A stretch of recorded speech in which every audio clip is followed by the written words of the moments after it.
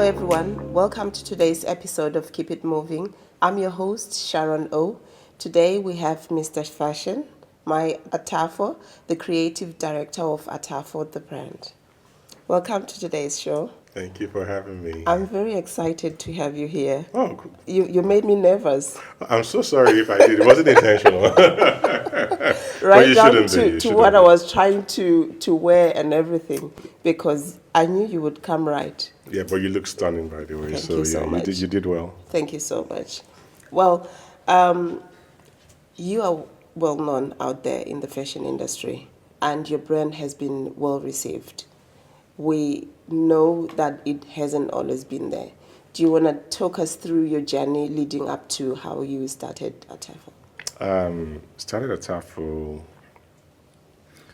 we call it 14 years officially, but it was a bit longer than that. Okay.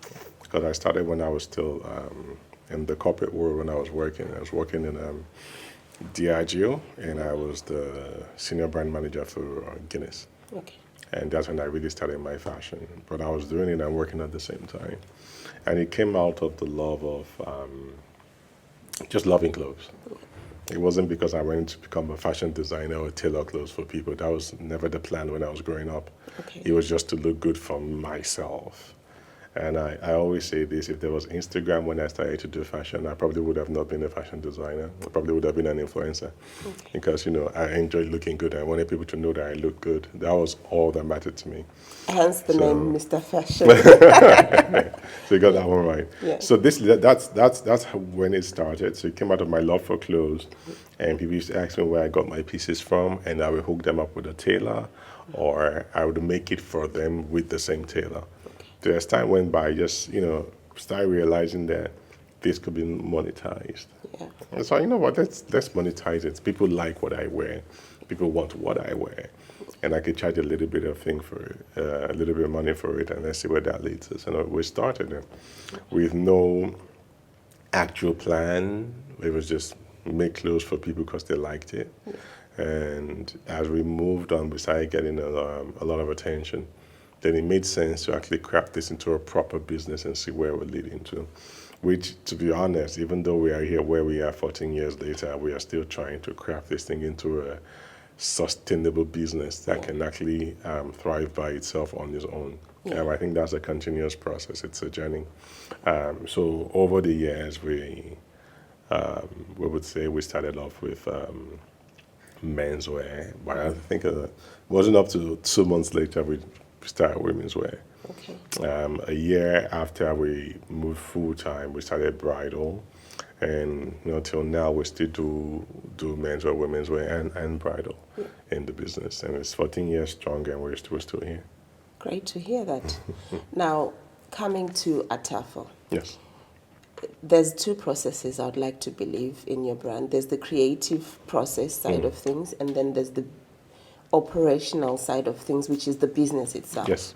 How do you match the two? I think the creative part of things doesn't. I tell a lot of creatives things that the creative part of a fashion business is 20% of the time. The other 80% is operational. Yeah. Because you don't always design every day, but you operate every day. Okay. So the operational actually supersedes the creative. Creative, if you're doing a collection, it's for a period of time, you push the collection, then you have to get operational. Just how to celebrate the collection, put the collection out there, buy the collection and all that. That's very operational. Yeah. But the creative side happened and it's ended. When you're doing custom like we do, every day you sit with the customer and provide a certain kind of service, but sometimes they pick from something that was already existing. Yeah. In very rare occasions, in some occasions actually, you create new stuff for them. Yeah. You know what I mean? So the balance is more an 80-20. So you see yourself more as a business person, less as a creative. The creative thing is what fuels the operational. Yeah. So I think that's how the balance is for me, to be honest. So do you have different... Obviously, the creative part, I would think that's the one you are more involved in. I'm involved in both of them. Yes. I'm a businessman. Yes. So do you have different teams for the two sides, or in terms of your governance structure, how is it? I have more operational employees than I have creative. So you do have the tailors, but every creative process actually flows through me. Yeah. So I'm responsible for all the designs, Yeah. ensuring the new collection comes out and all that. That sits with me. Okay. But in terms of the day-to-day running, there's a whole team that does that. Okay. It's like I said, because the creative part is 20% of the time, I can handle that. Yeah. Even though sometimes now it begins to be a struggle, because I find myself doing a lot more operational things to strategic things, traveling around as a traveling tailor. Yeah. So there's pressure on trying to get maybe a new creative director, maybe Yeah. a new fashion design assistant to actually run the business where I can actually do, things at a higher level. Yeah. So you prioritize them according to the creative side, obviously, first before anything. Yes, yes, yes. Okay. Yeah, it always starts with the creative. Yes. So you are trained. You were trained in Leeds, I believe, or London, is it? I was trained in Nigeria by the Savile Training Institute, it was called Yeah. then. It was based in Leeds, but a master tailor worked in Savile and they created this training institute called the Savile Training Institute. But I brought him to Nigeria to train us Okay. twice. Savile train. Yes. You mastered the art of tailoring there. You have to. Yes. If you have to make garments that are impeccable, you Your work need to know speaks. them. Yeah. Yeah. You have to do it like the best. Yes. So even having gone trained by a master tailor from Saviro, I still went to Milan Okay. to Instituto de Moda Borgo Yes. for training on menswear. How do you blend African culture elements to create the uniqueness that Atafo has as a brand? So as a designer, as a fashion person, what comes to me first is not trying to showcase my culture in my garments. It's about making impeccably crafted garments for people to wear. I think secondary is my culture and where I come from. So I don't want to be bound and tied down to my region or my origin because that's where I am from. I look at things more on a global standards. I want people to say, one day you're talking about suit tailors around the world and you say there's a suit tailor in Africa and that's me. And that's more important to me than culture. But also in what we do, there are things we do that infuses culture into what we do, and we try as much as possible to do that. Because within the menswear, we have traditional outfits. And they're quite a hit in Atafo, be the ones we use a lot of them for weddings and stuff. We have created pieces in this country that are now traditional staples, and they don't belong to any region. Were things that I invented myself. We have about 2 or 3 pieces that I literally invented, but people wear them every day, knowing that I actually invented those things. Into this. So for us, that's the way you try to push culture, where it's not tied to any region in the country or even on the continent, but not everybody feels comfortable to wear it and feel like, when I wear this, I am African. Yes. So that way you've done something for the culture without thinking of it as the main driver. When you started the process. Yes. So for me, it was interesting. One of the things that I'm talking about was what I call the sleeveless kaftan. It's a third piece you wear on top of your kaftans. Kaftans are made and you wear like the agbada on top of the babariga, as we call it here. But there was a Friday I was designing something. I was actually tailoring something for a customer. And I thought it was about my size. I thought, I'm going to bring it and let's fit it to ensure everything is fitting okay. And they brought it down. And I was wearing a traditional kaftan at the point in time. And when I wore the jacket, which was sleeveless, I looked in the mirror and I'm like, wow, this can actually work. It was from the back of that I said, you know what? Make me something like this without the sleeves and let's see what it looks like. And we made it and it was nice. Rolled it out in 2 or 3 collections back to back. Now people wear it in different fabrics and different textures, and it belongs to no tribe in the country. Even on the continent, people wear it. Everybody. But it's something that we did, and I think that that's one thing that has actually pushed the needle of culture and is inherent in our designs when we do things like that. You've pioneered quite a few things in your creative world. And recently there's also been a documentary which gave us a glimpse of organizing Africa's largest solo fashion show. that was another milestone for you. That was Yeah. that was a mountain I had to push. Yes. Tell us more. It was a tough one, but Yeah. we had to do it. I believe in giving people a unique experience when it comes to fashion. Sure. And I think that where we are from, there's a lot of limitation, either in resources, being it money or people or expertise. But I thought it would be nice to push really hard Yeah.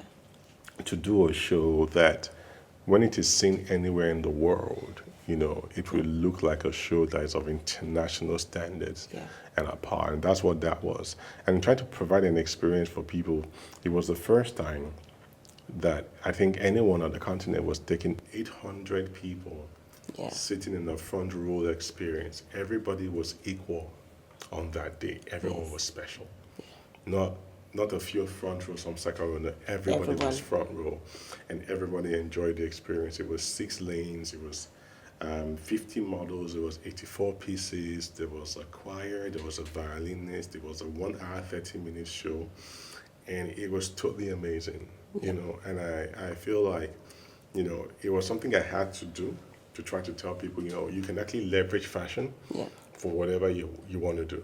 Yeah. And I was trying to just tell the corporates, this is what we're doing. We're bringing people together. We're creating an amazing evening. Yeah. We're showcasing fashion.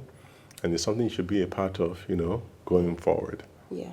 And that went very well, I must say. The show did go quite well, Yes. beyond my expectations, to be honest. It's always good when you create or start something and it's well received. Yes, you can say that again. Yes, you've dressed royalty. You've dressed very high profile individual artists. You have the Naomi Campbell moment. That also, during its time, was a very phenomenal milestone Yes, for you. it was. I It would was. think. Yes, it was. What do you have moments, perhaps even the Naomi Campbell moment or any other moments where you felt or reflected back on when you were still starting, like, wow, this is... Oh yeah. Like I always tell people, if when I was starting, you told me that Naomi Campbell would wear my piece on the runway, I'll tell you that you should just say shut up. Yeah. That's not why we're here. Yeah. It would never happen. It couldn't happen. Just forget about it and just Yeah. keep moving. Or having my pieces in the Victoria and Albert Museum, which is one of the biggest museums in Europe, or having my pieces in the Brooklyn Museum in New York. Those are like huge milestones that when I started this dream, I didn't envision things like this would happen. Or speaking at Harvard University, not once, not twice, but 3 times. So sometimes I look back at those things and think, I give myself a tap on the back and say, yeah, you've tried. But the thing is not to sit on your laurels, but even work harder. Because now that you've done all those, what's next? Yeah. You have to do even bigger. Yes. But those are moments I look back at and I give myself some credit, just a little bit of credit. Well, you have to give yourself credit. Yeah, so balancing creativity with the realities of running a business has its own challenges, especially in the creative world, or rather in the fashion business world. Yeah. What are some of the things that you've gone through? I'll speak about my business personally in Nigeria. It's we're going through a phase that is quite tough, and it affects every business. For the fashion business, number one is education is lacking because we do not have institutions that train fashion designers to be super at what they do. The technical colleges have disappeared. And with the evolution of technology, you have things that are being used for fashion that we have no access to. And if we did, we do not have the expertise to actually manage those things. So it feels like we're lacking behind when it comes to things like that. So resources in terms of financial resources and human resources, knowledge, transferable knowledge from people that know it to us, is lacking. Then in a country like Nigeria, even things as small as electricity, where you have to provide the alternative source of power, is also a big deal. And because running costs of, if there's no electricity, you can't even do anything because every machine runs on electricity. So you have that. So you have those problems. If you want to take it out of Nigeria towards the continent, to move goods within the continent is hectic. It's literally almost impossible to get something from here to Kenya or to get it to even Ghana. The idea, it will get to New York and get to the UK before it gets to Ghana. So the whole distribution and network within the continent is terrible. So people like your things in Kenya, you're like, man, dude, this is going to be a problem. So you have those things as challenges. And again, we do not have, I don't want to call them VCs or even grants to fashion designers in Nigeria. No matter how hard you work, you are contributing to the bottom line and the GDP of the country. There's no way you can go and seek some kind of funding that is not tied to like huge interest rates. That's going to be very hard for you to pay back. In terms of repayment, it's a struggle. Yes, it is a huge struggle. So you have those kind of things where even when the government actually bring out policies to help fashion designers are not involved in the policy that is being made. So when they come up with a policy, we're like, we don't need that. This is what we need. So these are issues. So you find yourself actually having to do everything yourself. You overcome every day. So, but that doesn't stop you. It doesn't stop me because, I'm doing this for the love of fashion, and I thoroughly love it. And I think that it's something I saw on Instagram. I thought it was quite profound. Where someone says that, that life is kind of like you wake up and you're indebted to the world, to the economy. The more money you make, you buy back your life. So it's like when you go on leave for 2 weeks, you bought back 2 weeks of your life and you're going to enjoy. Then you come back to your debt. So now you have to pay back. So he said he started a digital company and he grew it to a certain size and he sold it. And with the money he made off it, he doesn't have to work a day in his life. Wow. So he's walking down the streets of New York just being happy. Enjoying and doing absolutely nothing because now he has bought back 60 years of his life from what he has done. And I think that's what my business allows me to do. It's flexible enough for me to say, today I'm going to pick my daughter from school. I'm going to watch her play the drama showcase or a Christmas showcase. I can decide to take one day off and actually just relax and get help myself. So it's giving me the ability to buy back time and also have a certain level of peace that I choose to have. So today someone comes and says, I want to make something and I think you're going to steal my peace, I can tell you no. But if you're working in a 9 to 5 and someone's going to ruin your peace, they can actually ruin your peace if you want to. So I think that's what keeps me going. Apart from the fact that I actually literally love fashion. I love fashion so much. If I wasn't fashion designer, I would still be in fashion. Okay. Mr. Fashion, we hear you. But I like how you seem to have everything together. But we know that in your case, I would say fashion is artistry, yes, but the business side is a jungle. There's always those moments where there are challenges, yes, which are inevitable. Some of them beyond anybody's control, But then there are other challenges, moments that really gets us questioning our visions, our goals. Or have you ever had a moment where you were challenged in the business and you felt like, well, no, That comes like every week. That comes every week. It comes from the smallest thing. But if you can highlight one of those moments for us where you really, really felt challenged and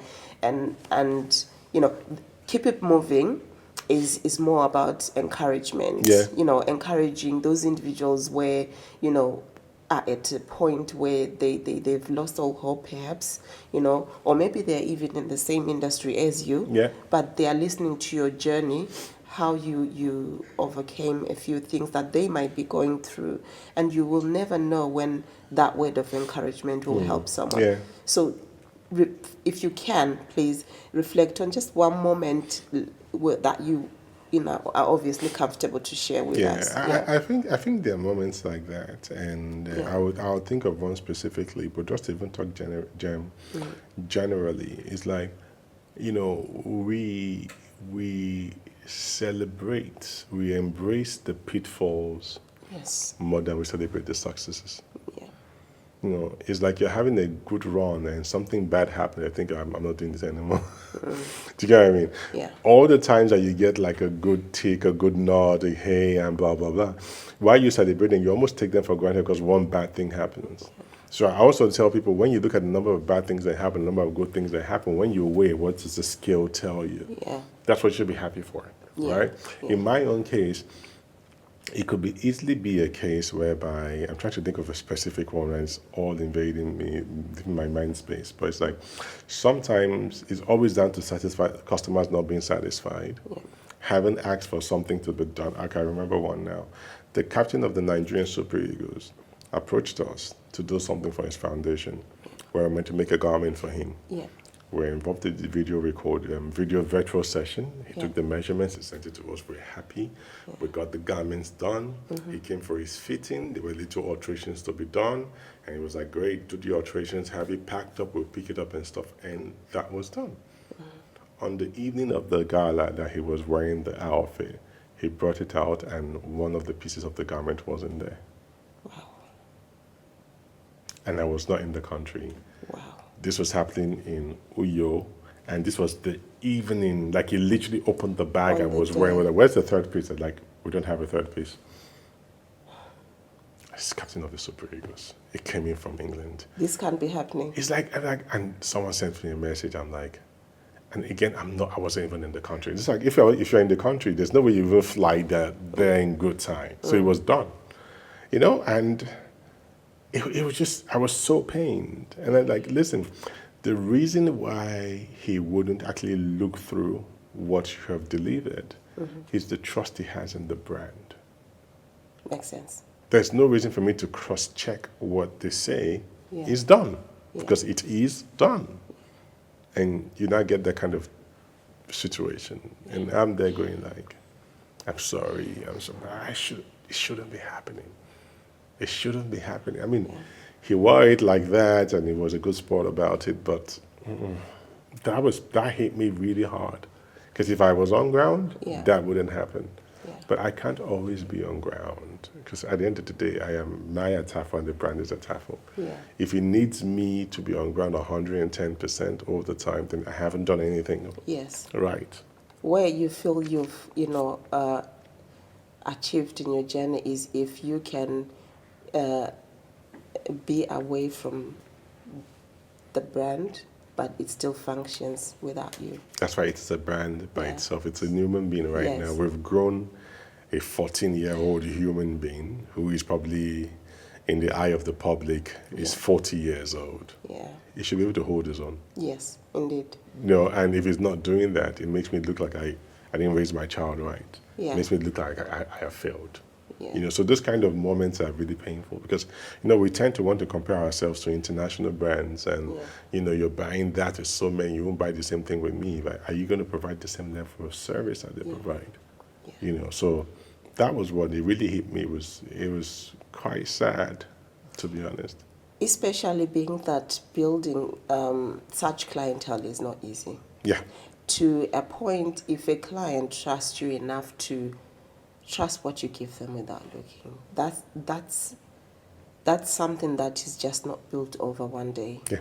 So I can imagine. Yeah, and it was his first engagement with us. So wow. It was bad. How did you go past it? How did you overcome? Did you maintain the relationship? Yeah, we're supposed to be making something for him right now for sometime in December. To hear that. Yeah. So I think he took it and he understood the situation, but I don't think it should be a situation in the first place at all. Yeah. Not talk about him understanding it. So some of those things, regardless of how good we are or our teams are, should I say, if things like that happen, and you've worked hard for your reputation to be where it is, and to most importantly, client retention is the most important thing, especially in the creative spaces.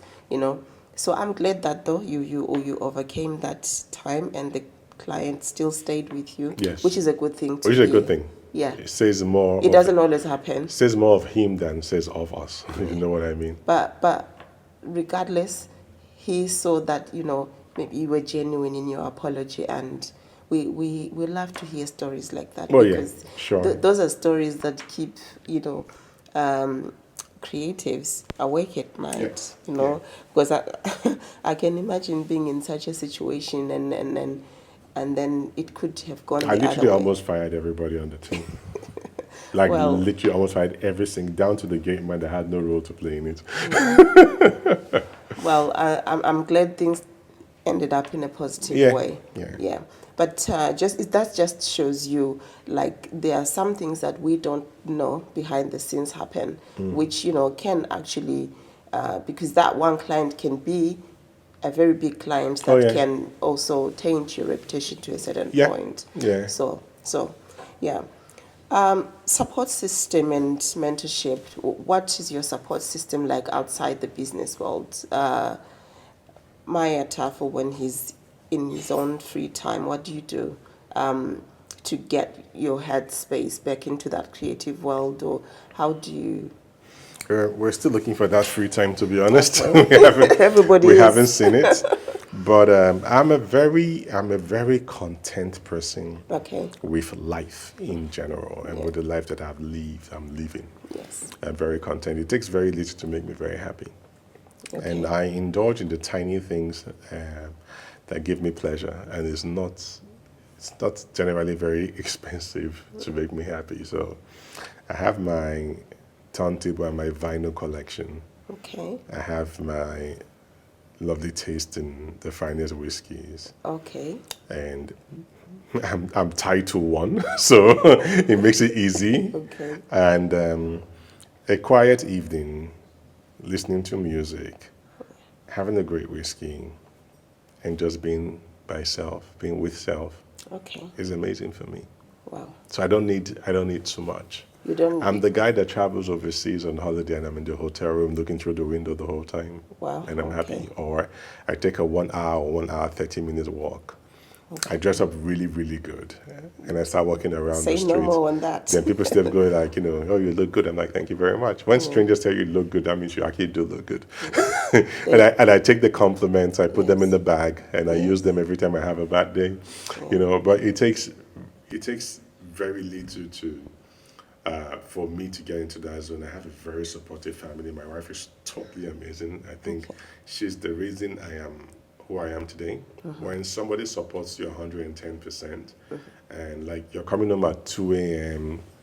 and they still tell you this and this is set for you for what you want to do. Your facial is here, your water is there, get that. They'll make sure you have a shower is the note on your bed waiting for you when you come back home. And when you're leaving in the morning, before she wakes up, she's made breakfast for you already. So she woke up at night and got that done for you. Wow. So the kind of person that understands what your business is and is happy not to be all up in the business, but ensure that you succeed in the business is absolutely great. Yeah. And my daughter accepts me as I am. The little time she has with me, she enjoys it. She treasures it. Yeah, like yesterday I got home like 4 hours earlier than I normally got home. And she asked what happened in the office.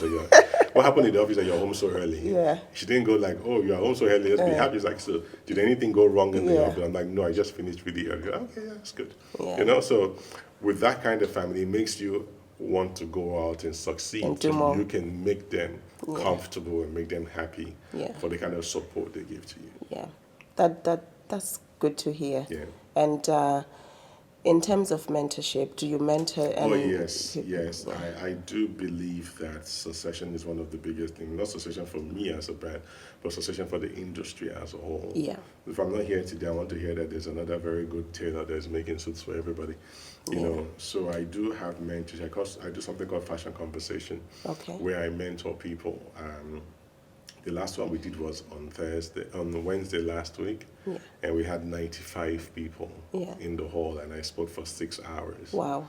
And the way we do the session is you ask me questions and I answer the questions. I don't, talk to you. We have a conversation. It's a Yes. dialogue and not a monologue. Yeah. Because people are sitting down there, and the questions they have may be the stupidest question in the world, but they're allowed to ask it that day. Yes. And I Because will give them. it means I give them a something, yeah. really solid answer to whatever question it is. Yeah. Or I give them a direction to actually go and think different. Yeah. And go and approach it. Because Yeah. sometimes all they need from me is 5 minutes. Yeah. And if you can offer that, that's good. I mean, I did that today with a young boy who sat behind with me when I entered the conference I got in today. And he was asking questions, and he said he needs funding for his business because he wants to scale up. Okay. And so I'm like, funding is great. And I asked him, do you have demand you can't fulfill? He said yes, that there are people that want this stuff and they can't actually give them this. I said, so your problem is not funding. Your problem is that you have to scale up your production. How do you scale up your production? Yeah. If you have a space, it's how do you get more people there?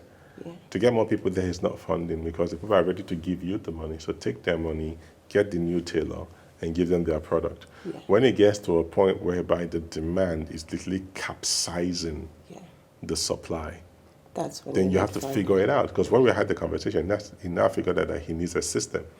But to get a system, it's not money. It just means you have to research and you have to think. Yeah. A system is not a computer. No. A system is a way of doing something. If I wake up every morning and I say a prayer, then brush my teeth, then drink 2 bottles of water, then do my facial, then have my bath, that's a system. Yeah. If something breaks that system tomorrow, I would feel some kind of way. Yeah. So I'm like, that's what you have to do. A system. So the order comes in, you have to follow steps to ensure you fulfill the order. That's a system. It can be written on a sheet of paper. Yeah. So there's what they call the customer journey in the fashion world.